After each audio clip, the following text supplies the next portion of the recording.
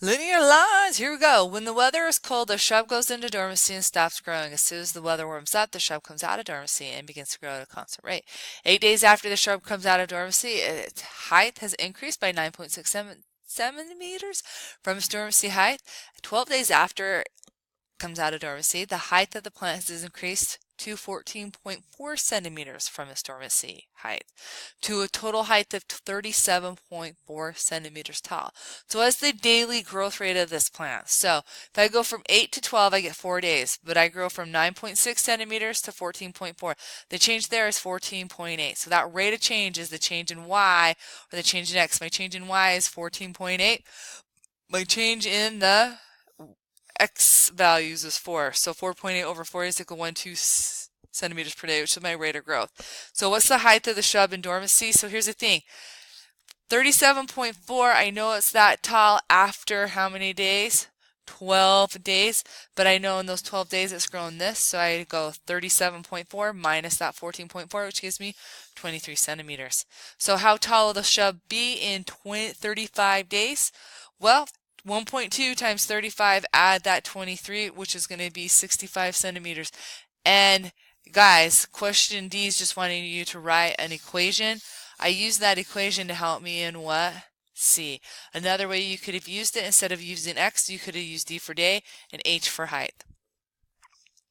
On this one, you guys, looks like it crosses through 25,000. So what is the initial startup value? It's going to be 25,000. This is the cost when 0 pairs are produced. It's where that solid line crosses on the x-axis. How much does it cost to produce a pair of shoes? We know it's that solid line.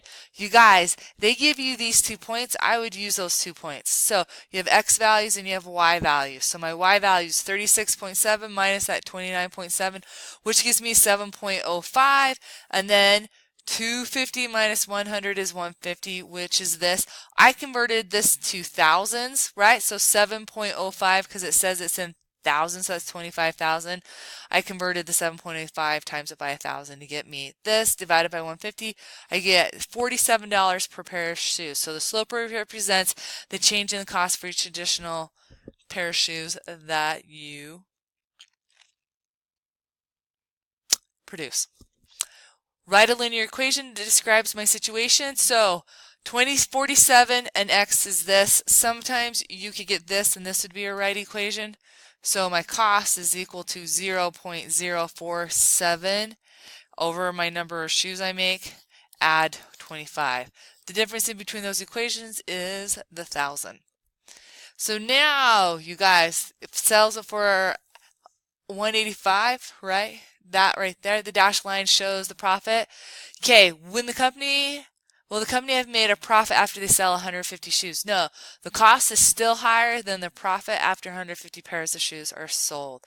So looking at my graph, right here, 150 pairs of shoes, my cost is still more than my profit right there because my cost line is still higher. So on E, use the graph to solve the systems.